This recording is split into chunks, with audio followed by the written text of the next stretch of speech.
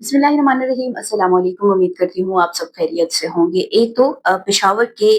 धमाके के हवाले से बात करेंगे और दूसरी जानिब हम बात करेंगे अफ़गान रिफ्यूजीज़ और उनके इनख़ला के हवाले से कि एक दिन के अंदर अफ़गान रिफ्यूजीज़ की कितनी तादाद वापस अफ़गानिस्तान पहुँची है। इन 2 टॉपिक्स के ऊपर आज की इस वीडियो में हम बात करेंगे। आगे बढ़ने से पहले आप सबसे गुज़ारिश है कि अगर अभी तक चैनल को सब्सक्राइब नहीं किया है तो सब्सक्राइब कर दें, साथ बेल आइकन भी प्रेस कर दें ताकि आने वाली जो मज़ीद वीडियोज़ है वो बर वक़्त आप तक पहुँच सके।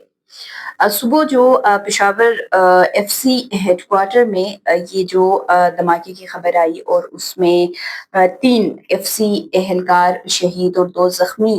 होने की इत्तला आई और उसके बाद जो तीनों के तीनों फितना ख़वारिज थे, उनको जहन्नम भी वासिल किया गया। लेकिन ये जो अब सिक्योरिटी के हालात ख़राब होते जा रहे हैं, जिस तरीके से इस्लामाबाद जो कचहरी है वहाँ पे आके एक धमाका किया जाता है और उस अ, खुदकुश बमबार का ताल्लुक भी अफ़गानिस्तान से निकलता है, जिसके बाद जब तमाम तर चीज़ें सामने आती हैं, तो उससे मालूम होता है कि वो किस तरीके से रेकी कर रहा था, किस तरीके से उसने पूरे एरिये का जायज़ा लिया, कितने दिन तक वो इस्लामाबाद में रहा और वो क्या काम कर रहा था, ये तमाम तर चीज़ें हुई। और उसके बाद अब पेशावर में भी ये जो धमाका हुआ एफसी हेडक्वार्टर में और उसमें जो 3 जवानों की शहादत, 2 ज़ख्मी हुए वहाँ पे, जो तीनों के तीनों अब जो दहशतगर्द जिनको जहन्नम वासिल किया गया, उनसे भारी असलहा और तमाम तर चीज़ें भी बरामद की गई हैं। लेकिन साथ एक जो हैरान करने वाली बात है कि उनका भी ताल्लुक अफ़गानिस्तान से है, यानी कि वो भी अफ़गान जो दहशतगर्द थे, वो इस धमाके में मुलव्वस थे। सारी चीज़ें एक दफ़ा फिर अफ़गानिस्तान की सरज़मीन पे जा रही हैं कि अफ़गानिस्तान की सरज़मीन पाकिस्तान के ख़िलाफ़ इस्तेमाल हो रही है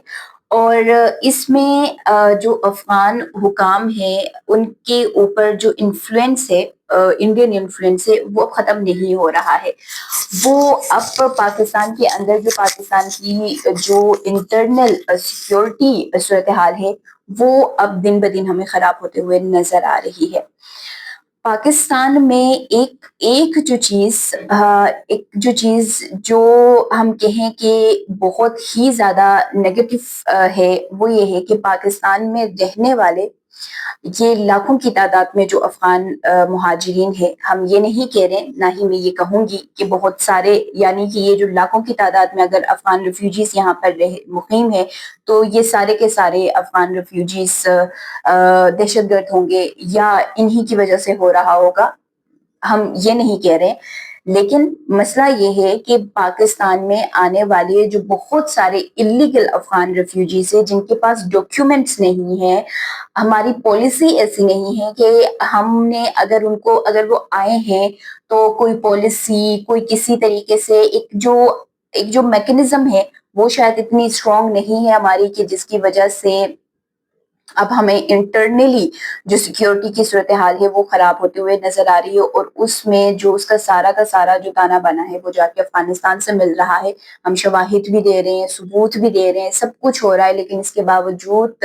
अफ़गानिस्तान की जो अफ़गान तालिबान रजीम है वो इस चीज़ के ऊपर किसी भी प्लेटफ़ॉर्म पर आके बात करने को तैयार नहीं है। एक मर्तबा फिर क्या होगा कि जाके आप अफ़गान तालिबान से बात करेंगे कि आपकी सरज़मीन हमारे खिलाफ इस्तेमाल हो रही है, वहाँ से आने वाले दहशतगर्द जिनको वहाँ पर महफूज पनागाहें दी गई हैं, वहाँ पे उनकी लॉन्चिंग पैड्स है, वहाँ पे उनकी ट्रेनिंग सेंटर्स है, तो वहाँ से वो दहशतगर्द आते हैं पाकिस्तान में और यहाँ पर वो जो खुदकुश धमाके हैं या जो अमन आमा की सूरत हाल को खराब करने में मुलव्वस पाए जाते हैं, क्योंकि वो तो अब किसी भी तरह से किसी प्लेटफॉर्म पर आने को राजी ही नहीं है ना। तो फिर इस सूरत हाल में पाकिस्तान को अब क्योंकि कहते तो ये हैं कि अफ़गान जो पॉलिसी है उसमें तब्दीलियाँ लाने की ज़रूरत है,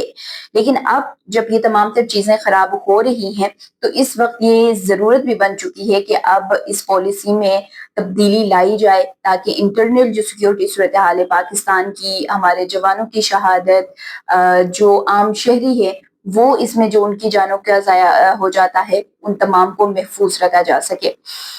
اور بہرحال صرف یہ ہے کہ جو افغان ریفیوجیز اس وقت پاکستان میں مقیم ہیں وہ بھی ان میں سے بہت سارے ایسے جو انلیگل ہے، جو انڈاکیومنٹڈ ہے، وہ بھی پاکستان کی انٹرنل سیکیورٹی صورتحال کے لیے یقیناً خطرہ ہے۔ تو اس حوالے سے بھی پاکستان کو اب ایک مضبوط پالیسی اپنانے کی ضرورت ہے۔ دیکھیں ایران کی مثال ہمارے سامنے ہے کہ ایران اور اسرائیل کی جب جنگ ہوئی اور اس میں افغان ریفیوجیز جو ملوث پائے گئے، تو اس کے بعد ایران نے کس طریقے سے ایک مربوط حکمت عملی اختیار کیا، اور انہوں نے کس طریقے سے افغان ریفیوجیز کو ودن اے ڈیز ودن اے منتھ انہوں نے ان کو وہاں سے نکال دیا، ڈپورٹ کر دیا، اور بہت سارے ریفیوجیز وہاں سے خود بھی رضاکارانہ طور پر چھوڑ کر چلے گئے، کیونکہ انہوں نے ایک واضح میسج جو ہے وہ ڈلیور کیا کہ اب آپ یہاں پہ نہیں رہ سکتے ہیں۔ اس سے پہلے بھی ان کی جو ریفیوجیز کی پالیسی تھی وہ ہمارے سامنے کی ایک اچھی پالیسی ان کی مرتب تھی۔ ہماری طرح پاکستان کی طرح وہ ہر جگہ میں، اسلام آباد میں، آپ کے کیپٹل میں، پشاور میں، آپ کے مین ہب تک وہ ان کو ایکسس ہی نہیں تھی۔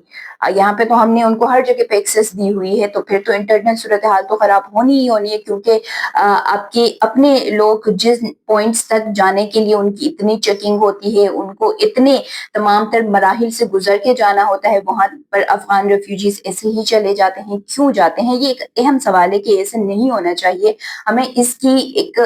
مربوط پالیسی اس کے اوپر اختیار کرنے کی ضرورت ہے، بنانے کی ضرورت ہے، تاکہ اس طرح کے واقعات دوبارہ سے نہ ہو سکیں۔ اس کے فوری بعد اسلام آباد کی جو صورتحال ہے وہ اس طرح سے ابھی جو سیکیورٹی ہے وہ سخت کر دی گئی ہے، چیکنگ جو ہے، چیکنگ پوائنٹس پر چیکنگ کو اور سخت کیا گیا ہے، لیکن جو افغان ریفیوجیز اسلام آباد کے اندر ہے، پنڈی کے اندر ہے، مطلب ہمارے ہر جگہ کے اندر ریفیوجیز ہیں، تو ہم کیوں نہیں ایران کی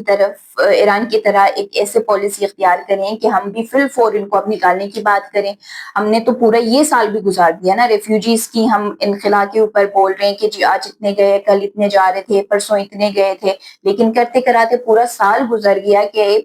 ہم ان افغان ریفیوجیز کی ایک جو ہمارے پاس ہم یہ کہیں کہ ایک ہیوج نمبر تھا، اس کو ہم نکال سکے یا اس کو نکالنے میں ہم کامیاب ہو سکے۔ اس میں ہم بالکل ناکام ہو رہے ہیں۔ ہم دیکھ رہے ہیں کہ ہمارے جو صوبے ہیں وہاں پر حکمت عملیاں اختیار کی جا رہی ہیں، لیکن اس کے اوپر امپلیمنٹیشن نہیں ہو رہی ہے، پالیسیز بنائی جا رہی ہیں لیکن ان کے اوپر پھر امپلیمنٹیشن نہیں ہو رہی ہے۔ خیبر پختونخوا میں ابھی تک اس پورے انخلا کے دوران ایسا کوئی اقدام اٹھایا ہی نہیں گیا کہ افغان ریفیوجیز کو نکالنے کے اوپر وہ سختی سے کوئی قانون لے کے آئے یا کوئی امپلیمنٹیشن اس کے اوپر ہو، تو پھر انٹرنل جو سیکیورٹی صورتحال ہے اس میں تو پھر افغانی جو ہے وہ تو انوالو ہو رہے ہیں۔ اب اگر ہم یہ تمام چیزیں ہونے کے بعد یہ کہیں کہ جی افغان جو ان کا جو بیگ سے ان کو جو انفارمیشن ہو رہی تھی یا ان کو جو ہدایت مل رہی تھی وہ افغانستان سے مل رہی تھی، اور وہ دہشت گرد افغانی نکلے، فتنہ الخوارج،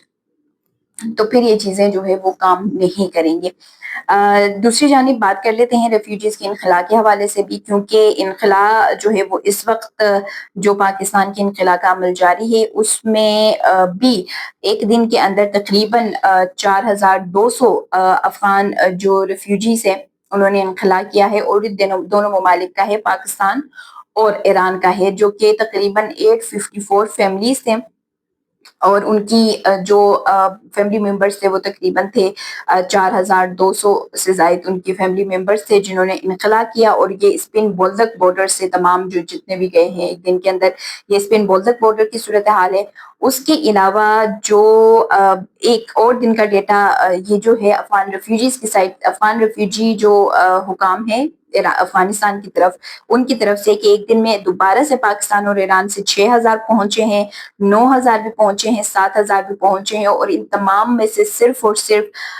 1750 ایسے فیملیز تھے جن کو افغانستان کے حکام نے ان کو فیسیلیٹیٹ کیا ہے، اور اس کے بعد ان کو ان کے جو پروونسز تھے وہاں پر ان کو منتقل بھی کیا ہے۔ امید کرتی ہوں آج کی ویڈیو آپ لوگوں کو پسند آئی ہوگی۔ اگر پسند آ جاتی ہے تو لائک کر دیں، شیئر کر دیں، ساتھ کمنٹ سیکشن میں اپنے قیمتی آراء سے لازمی آگاہ کیجیے گا۔ مجھے دیجیے اجازت، اللہ حافظ۔